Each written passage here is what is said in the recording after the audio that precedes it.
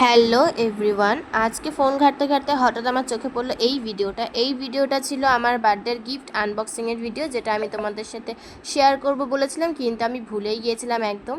তো চলো আজকে সেটাই তোমাদের সাথে কিন্তু শেয়ার করি। তো ফার্স্টে ছিল অনেকগুলো চকলেট, যেগুলো তোমাদেরকে দেখালাম। আর সেকেন্ড ছিল এই ব্রেসলেট আর এই পার্সটা, যেটা আমার একটা দিদি আর তার মা আমাকে গিফট করেছিল। নেক্সট ছিল এই গিফটটা, যেটা আনবক্সিং করার আগেই আমি জেনে গিয়েছিলাম যে এর মধ্যে কিন্তু কফি মগ আছে। তো সেটাই কিন্তু হয়েছিল। আর এই গিফটটা দেখো, এই গিফটটা খুলতে গিয়ে কিন্তু একটা ব্লান্ডার হয়ে গেছিলো। এর মধ্যে কাঁচের বাটিগুলো ছিল, যেটা আমি জানতাম না। তো কাঁচের বাটিগুলো খুব কিউট ছিল, দেখতেও খুব সুন্দর ছিল।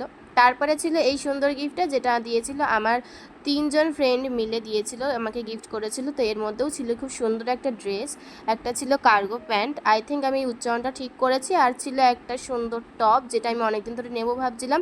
তো ওরাই আমাকে ফাইনালি দিল। আর এটার মধ্যে ছিল একটা মিরর ফটো ফ্রেম, এটাও আমি অনেক দিন ধরে নেব ভাবছিলাম, কিন্তু আমি গিফটে পেয়ে গেছি, তাই আমার আর নেওয়ার দরকার নেই। আর এই সুন্দর শাড়িটা দিয়েছিল আমার দাদা, আমাকে গিফট করেছিল। তারপরে এই 3 পিসটা দিয়েছিল আমার মামারা, যেটা পরে তোমরা কিন্তু আমার গেট রেডির ভিডিও হয়তো দেখে নিয়েছো আমার চ্যানেলে, না দেখলে কিন্তু একবার গিয়ে দেখে নিও। তো তারপরে কিন্তু ছিল এই গিফটটা, যেটা আমার কাছে খুব স্পেশাল ছিল। তো তো আমাকে এত এত সুন্দর জিনিস গিফট করার জন্য সবাইকে কিন্তু অনেক অনেক থ্যাংক ইউ। আমার খুব পছন্দ হয়েছে গিফটগুলো। আর তোমাদের কোন গিফটটা সব থেকে বেশি ভালো লেগেছে অবশ্যই আমাকে কমেন্ট করে জানাবে। দেখা হবে তোমাদের সাথে পরের মিনি ব্লগে। ততক্ষণের জন্য টাটা, সবাই ভালো থেকো আর চ্যানেলটাকে সাবস্ক্রাইব করে কিন্তু পাশে থেকো।